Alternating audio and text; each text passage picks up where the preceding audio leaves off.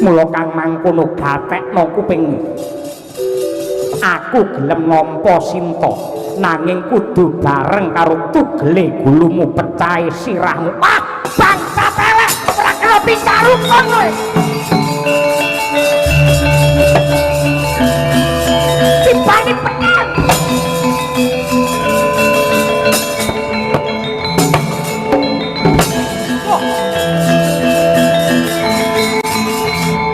Melek om mripatmu. Sapa sing ora kena dijak rukun? Dasamuka ki kondang ratu wengis, ratu kejem, aku ratu kereng, gelem njaluk ngapura karo wong liya ya pisan jiki. Mergo nuruti karo karepmu. Ning tembunge Rama Wijaya piye? Dheweke gelem nampa Sinta ning bareng karo glumbunge ndase Dasamuka. Tegese yen lakon kaya ngene iki sapa sing ora kena dijak rukun, tegese perang tetep dadi. Aku nagih janjimu, jare yen lakon iki ora kena digawe becik kowe sago dadi senopati. Yen kowe ora iso netepi tembungmu tegese pepel jiwa.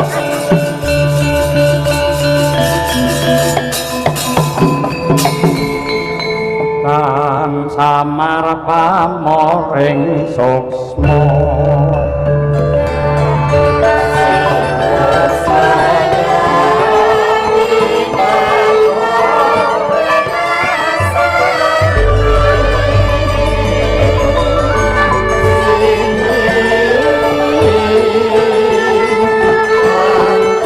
wewengkot negari Ngalengka wonten gunung ingkang prasasat nyundul langit nenggih Gunung Gohkarna. Ing agraning arga utawa pucuking gunung wonten sipating raseksa ingkang rawa-rawa tapa sari ing kono. Hanenggih satriya panglebur bangsa kadang muda Sri Dasamuka ingkang kekasih Raden Kumbakarna. Wis meh setahun lawase nggih nyotapak yoga brata. Pramila kawis tinggal nggih nyosari srasat nganti kaya akemul mendung. Tata gelar Sang Kumbakarna nindra nanging sejatine nelongso mring purbaning Hyang Manon mrih ingkang raka Sri Rahwana hangambah marga rahayu ucap katungka pratan ingkang putra punan nenggih pun Megananda Indrajit.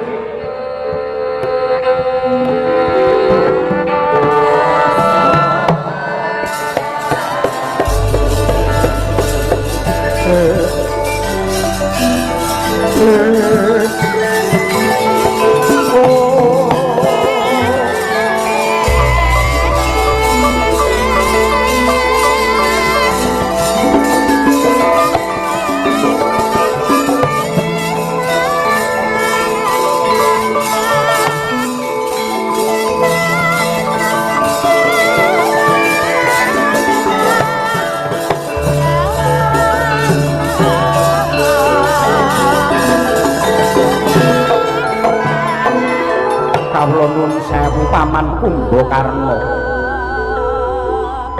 kula ingkang putra pulunan Indrajit ingkang sowan sembah pangabekti kula mawan tuan tuwa kunjuk. Duh Kanjeng Paman yektosipun waleh-waleh menapa to darunanipun kula cumantaka minggah wonten ing Gunung Gohkarna karana dipun utus dening Kanjeng Rama Dewaji atur uninga bilih perang gegempuran sampun dumados Ngalengka dipun serang kalian Prabu Rama Wijaya sakwadya balanipun Wanara. Pramila saking menika monggo paman aturi wungu menawi paduka mboten enggal wungu mbok menawi remuk bubuk dados rempon negari Ngalengka paman.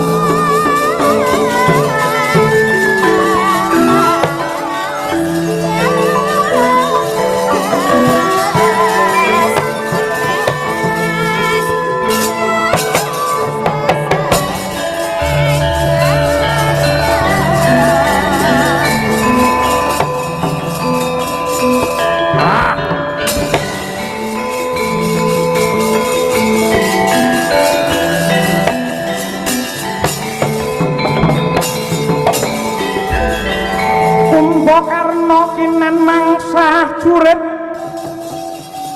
mrengkeng raka siratan lenggana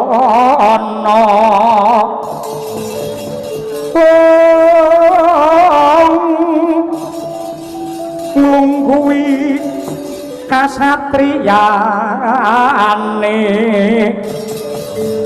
ing tekadatan purun amung cipta labuh nagri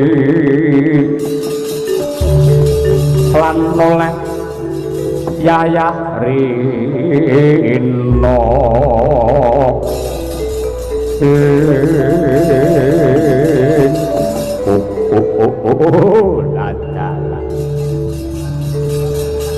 Iwan suksma adili luwih muga paring pepayung mring panjenenganing ingsun ndak sawang anakku lanang minggonanda sing gugah anggenku turu kowe nggawa kabar lamun tori palungguhan iki ngalengka wis dumadi peperangan nuninggih kasinggihan paman kula dipun utus dening Kanjeng Rama amboyongi paman Kumbakarna kundur dumateng kraton Ngalengka ora bakal aku bali ning Ngalengka yen patrape bapakmu isih nungsang buyang kaya mangkono manut pangandikanipun Kanjeng Rama menapa kemawon ingkang dados aturipun paman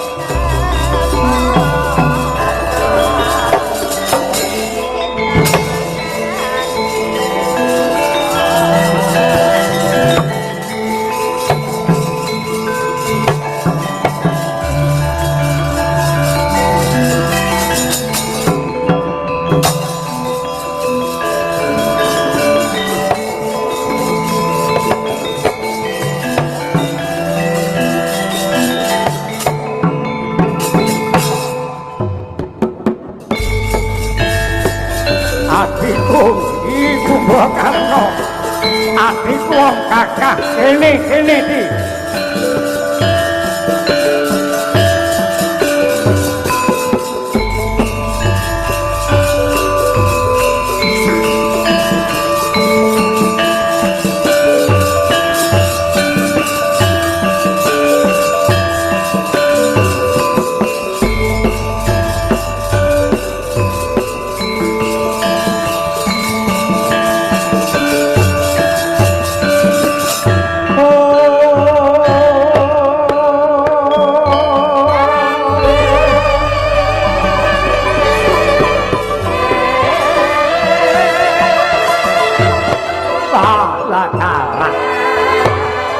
kaya lumaku wanci pangklong kepapat obor sewu bareng ripalungguhan iki kadang panom sing dak tresnani Yayi Kumbakarna wis tangi anggene nendra kula kang mangkono Kumbakarna udakara meh setaun anggenmu tapa kowe ora mangan kowe ora ngombe mesti wae kowe ngelak mesti wae kowe luwe wis tak cawisi dedaran kang dadi pekaremamu ayo kembul bujana kelawan pun Kakang Kumbakarna matur nuwun Kakang Dasamuka sing gedhe pangapuramu wis dadi watake Kumbakarna ora bakal mangan lan ngombe sadurunge cetha apa ingkang bakal rinumpaka lan dirembug ripalungguhan iki. Kejaba saka kuwi aku wis sapal hanger ana wong ngalengka kok mulyakake kok lelemu awake kok subya-subya adate bubar kuwi bakale kok dikeset sirahe kabeh kudu manut karo perintahmu mbuh bener mbuh luput. Mula aku moh mangan Kakang Dasamuka. Tala-tala yo yen pancen kaya mangkono pun Kakang ora meksa ning aku mung bakal takon kawan Yayi Kumbakarna.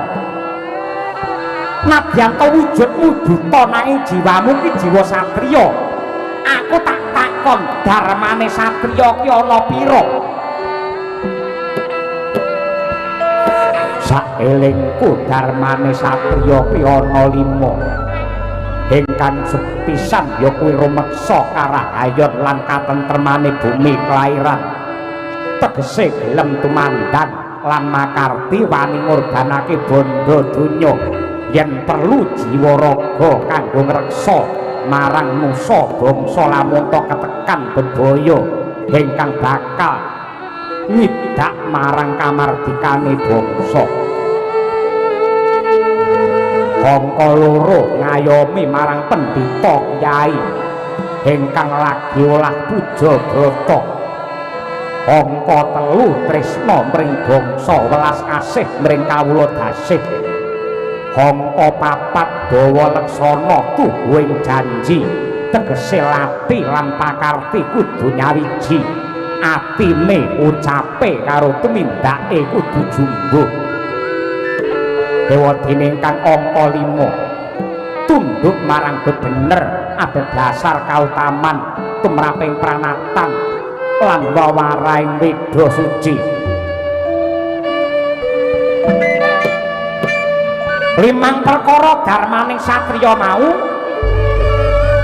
mung kanggo abang-abang lambe apa kok tindake mungguing bebrayan. Sak bisa-bisa sak kuwate tenaga bakal ndak tindakake Kakang. Lah gandeng ripalungguhan iki mripatmu melek kupingmu krungu lamun to negaramu Ngalengka diserang karo Rama Wijaya lan kethek-ketheke. Mula ripalungguhan iki Kumbakarna ngetepana jiwa satriya. Kowe tak kalungi melati ronce. Kowe ndak tetepake. Kowe ndak wisuda dadi senopati Ngalengka ngrabosa lawan Rama Wijaya. Aku wegah. Loh.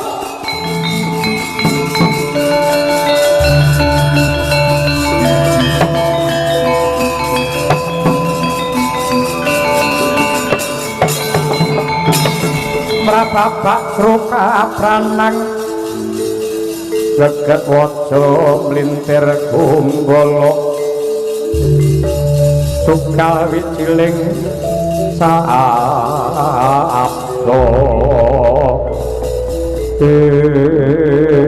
jare kowe jiwa satriya ning maju perang teh kaya wong pepinjungan. Kabeh mau kudu nonton perkarane luwih dhisik.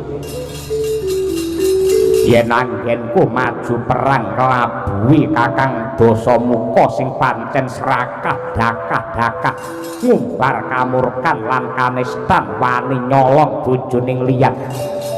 Kowe nyidra garwane Rama Wijaya ya kuwi Rekyan Sinta sing kok papanake ning Taman Suka. Aku ora sudi maju perang. Nanging kowe jiwa satriya, nadyan jiwa satriya ning aku bisa milah, bisa milih kapan aku kudu makarti, kapan aku kudu mung meneng bae. Mongko manut kandhane Indrajit, aku ndok perintah supaya sowan ana ing kraton Ngalengka aku kok timbali. Jare kowe manut karo karepe Kumbakarna. yen pancen kowe manut karo aku kanggo srana tresna pedamen lan uga nyiret dumadine paprangan ora ana dalan liya kejaba Dewi Sinta balekno marang Rama Wijaya piye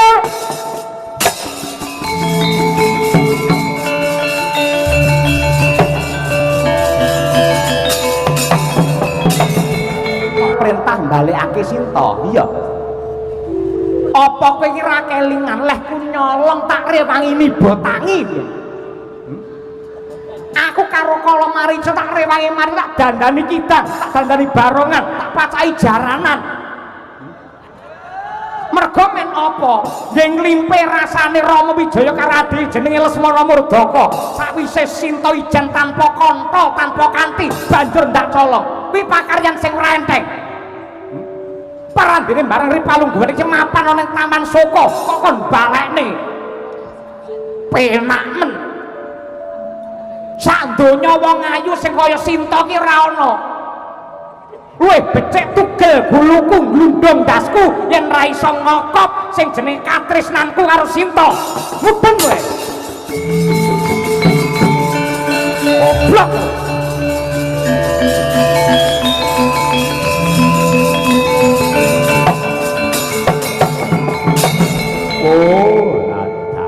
ya wis yen ngono bola bali wong duwe derajat pangkat semat lan kesugihan sing kaya ngono kuwi kala mangsa minger kiblate mung perkara otok onggrok sing kaya ngono kuwi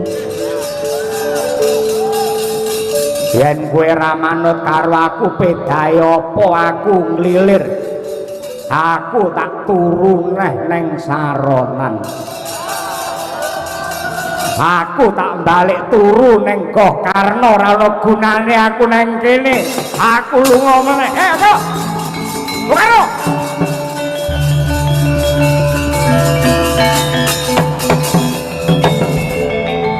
kok iso turu neh lho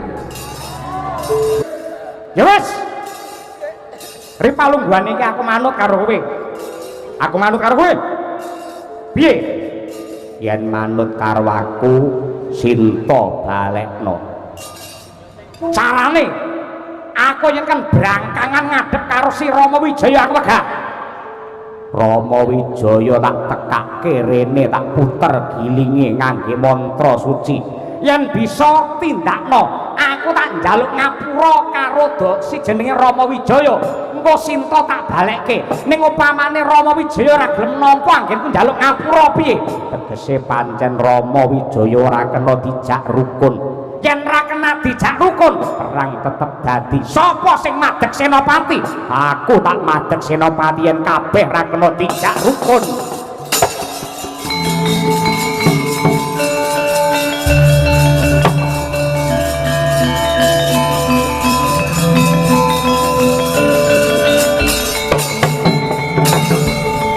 tingkem netra kekalih ning yektine tapa mboten kok ategesari hanengge satriya panglebur gongso Sang Kumbakarna bawane putrane Brahmana liluwih nenggih Resi Wisrawa kaliyan Ibu Sukesi Rahayu pramila ampuh dayane sak gebyaring kilat kaya wis tamat muter giling nenggih Sri Rama Wijaya kaya lintang alian jegrek wonten ing kraton Ngalengka Diraja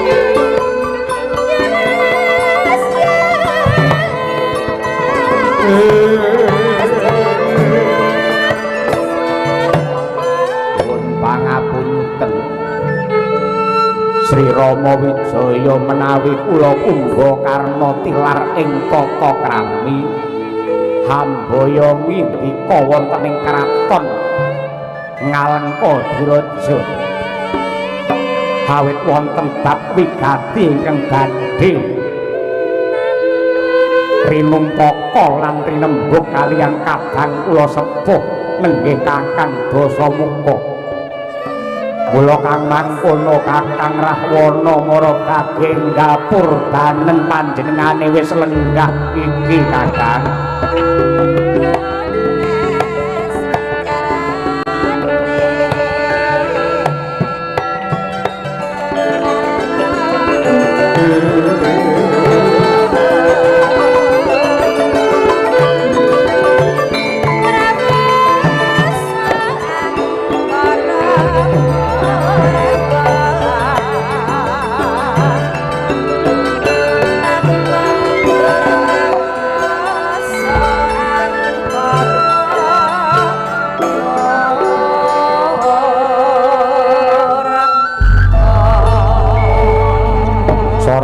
Pandam sumuluh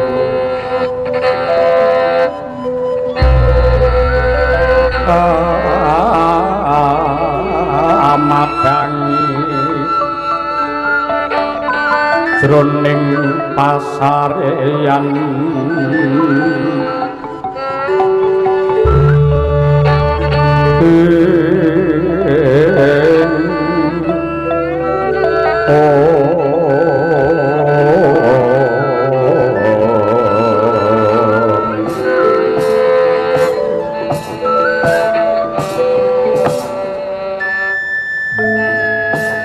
Rama Wijaya merga saka gedene rasa tresnaku karo adiku Kumbakarna sumrambahe para kawula Ngalengka. Dina iki aku bakal nyigek dumadine peperangan. Dasamuka ngrumangsani luput, mula aku njaluk ngapura. Lan minangka tandha anggenku nungkul karo kowe ripalungguhan iki garwamu Sinta bakal tak balekke. Sinta isih utuh, Sinta isih utuh babar pisan urung nate tak jamah, ora nate tak senggol. Dina iki minangka tandha aku kalah Sinta tak balekke karo kowe. Saritane satriya linuwe kang marti mring kautaman tan pekat mring pangedene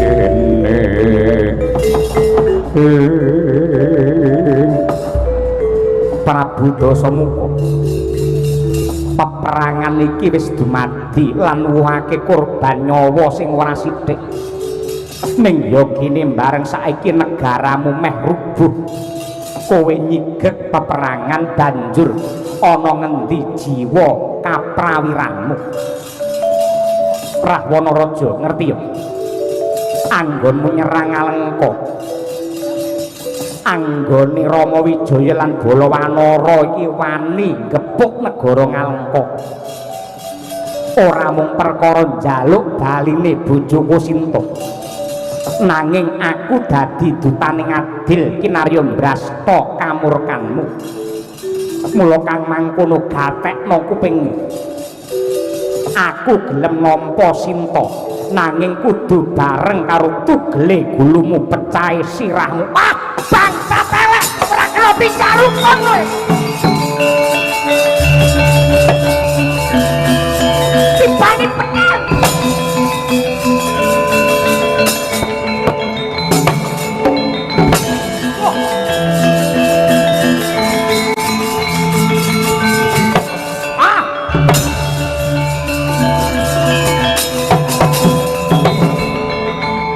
Melek om mripatmu. Sapa sing ora kena dijak rukun?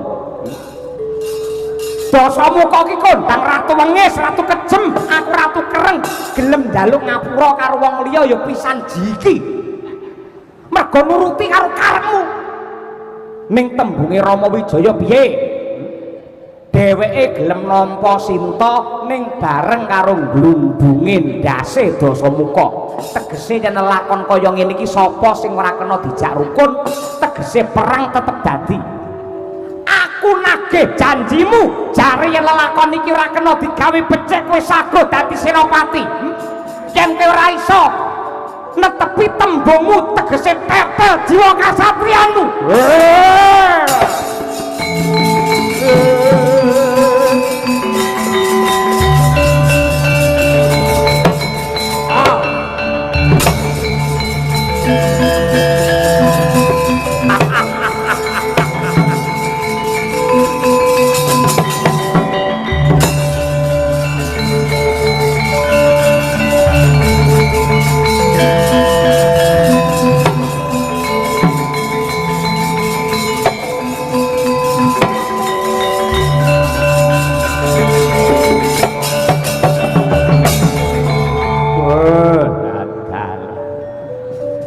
Hyang Agung paringa pepayung marang Kumbakarna rumangsa ewuh kaya ing pambudi anggonku gagapi karo lelakon iki apa merga dayane jaman sing wis sepuh jagat sing wis rapuh satemah aku ora weruh marang jatining pituduh Kakang Rahwana Cukeng Rama Wijaya kenceng depane karo benere dhewe-dhewe tanpa gagas kurbane peperangan sing pating glempang dadi batang Rama Wijaya manut dongeng titising Bathara Wisnu ning nyatane lumuh narbuka lawang tobate kakangku sing wiwit ketemu nalare kapan manungsa nista gelem cedhak karo pakarti utama yen piyayi sing putus karo agama wegah lan sutik nuntun marang pakarti becik tembunge sing sugal piwulange sing agal kala mangsa malah natoni rasa satemah menungsa padha bedal saka kawruh suci Kakang Dasamuka ya ngono wiwit kuncung nganti gelung mung geder kerusakan nandur winih kamurkat ora mung santosaning raga nanging sanggit rungsit reka daya akalukil ditindakake mereka sembadan kang dadi panjangkane yen antarane ratu loro iki mung rebut bener rebut menang ora wurung kawula sing dadi korban bumiku ngalengka sing dienggo jak-jakan ya dina iki Kumbakarna tetep bakal ngugemi kesaguhan madhep senopati ngalengka tekadku ora arep belani Dasamuka nanging aku ngrungkepi bumi pertiwi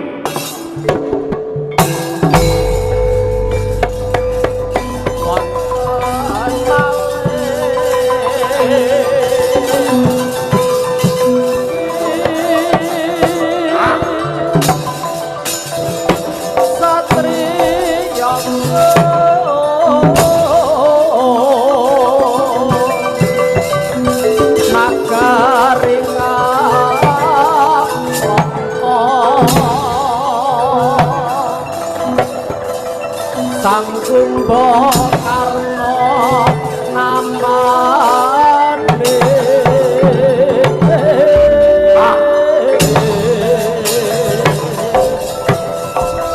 tor iku warna biru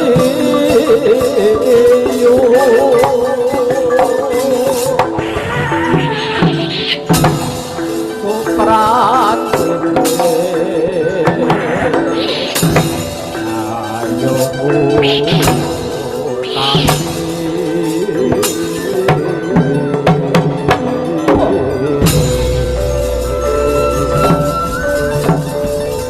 terang ing negeri Ngalengka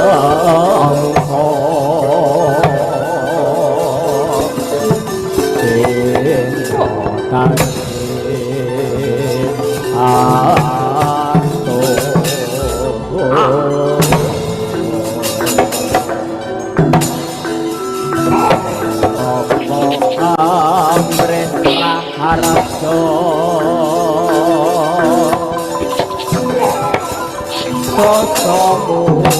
Dasamuka saking atur yakti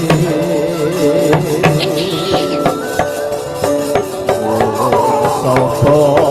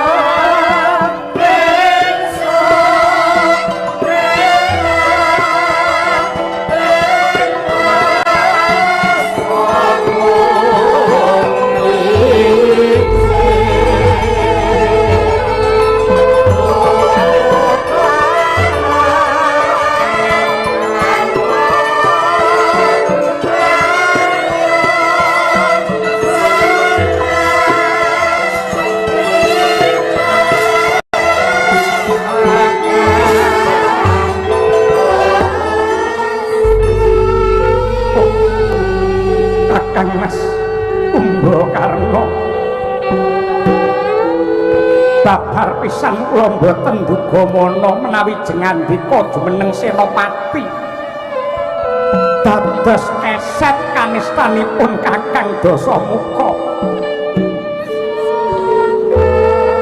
menawi Kakang Kumbakarna taksih tunggal golongan kalian Kakang Rahwana tartamtu badhe kasempyok dosanipun Ratu Ngalengka Kakang. Adhiku Wibisana aja kleru kang dadi panyokra bawamu. Tekadku ora bakal mbelani kamurkane Dasamuka.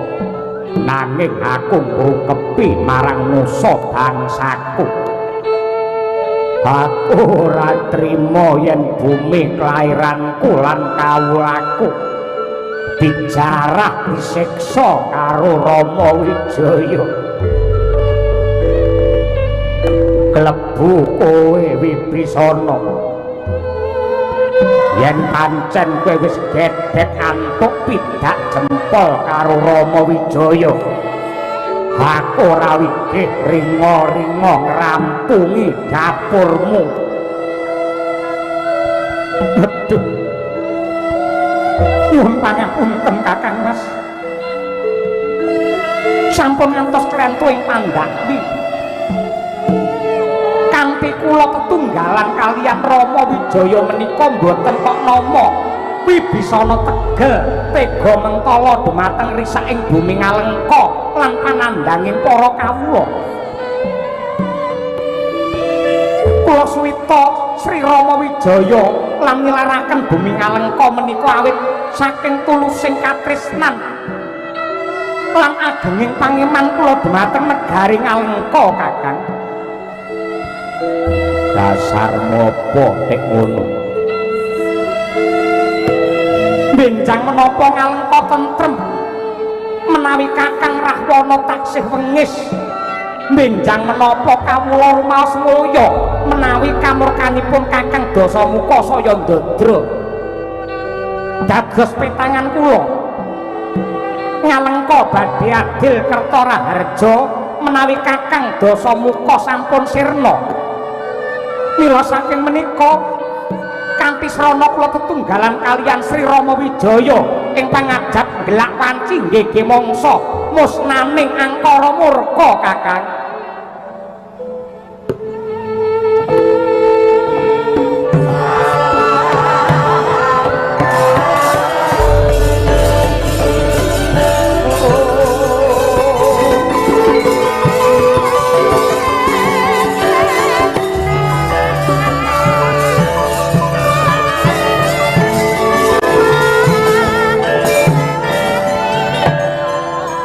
Yen ngono kowe tega mentala mateni karo dulurmu tuwa Kakang Rahwana.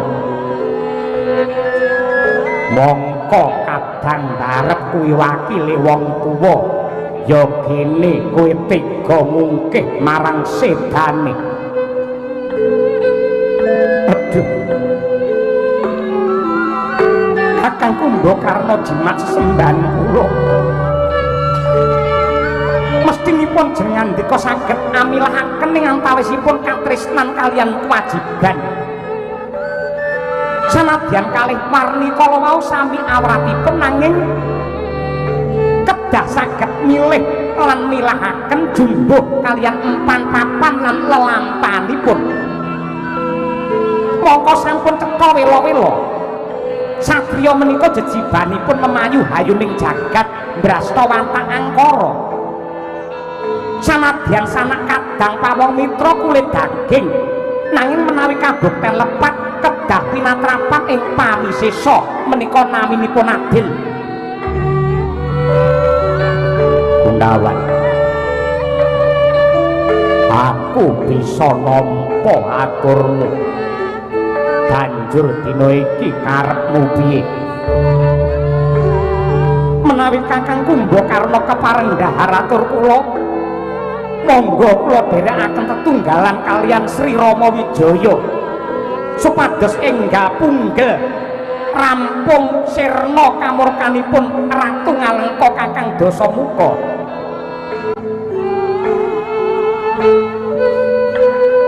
Sing gedhe pangapuramu Yodi,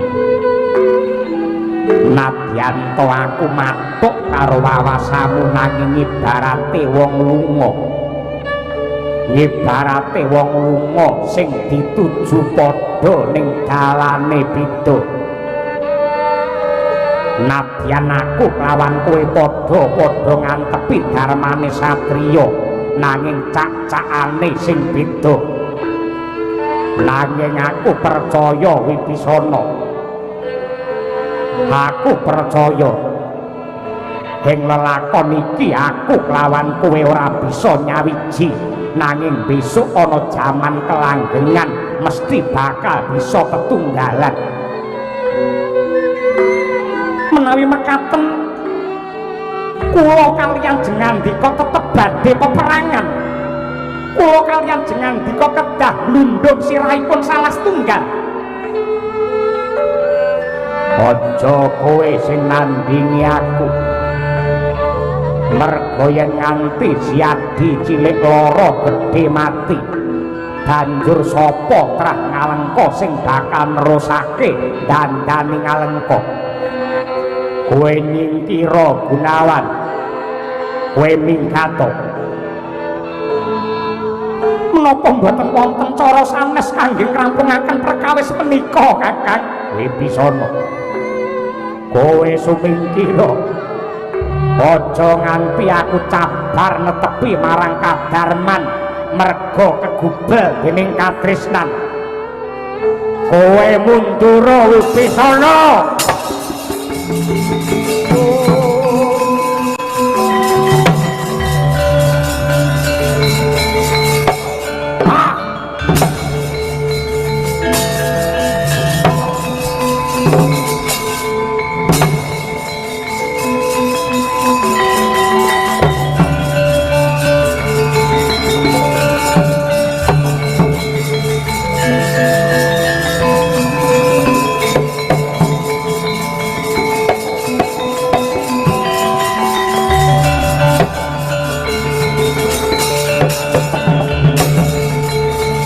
Grogala kang tumingal sampuh samya medali lertatet wiladeng koto sak langkung manguntang niti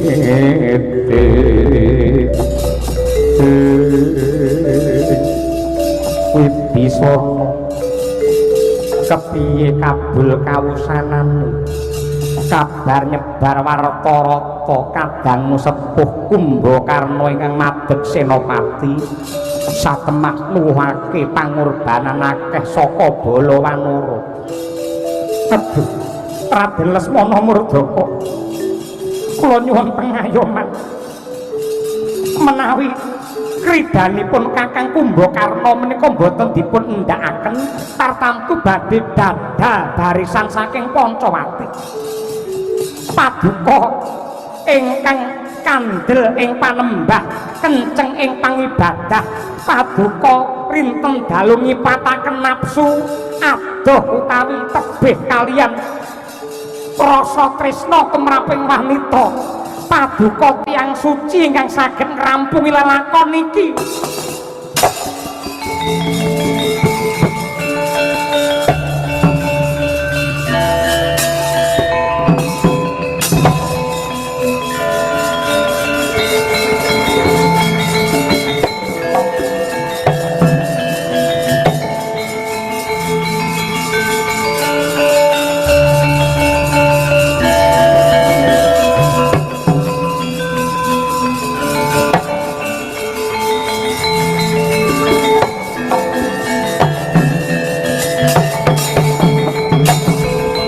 Carita kaya mangkono tanggap ing sasmita nenggih Sang Lesmana Murdaka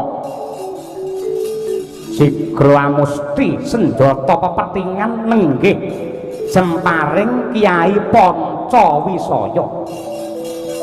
Panca tegese 5 wisaya pangruwatan ingkang papat kinarya ngruwat utawi nyirnakaken nafsu papat amarah alwamah supiyah mutmuinah ewadene ingkang sajuga kinarya nguntapaken kundure sang kusuma bangsa wonten ing loka baka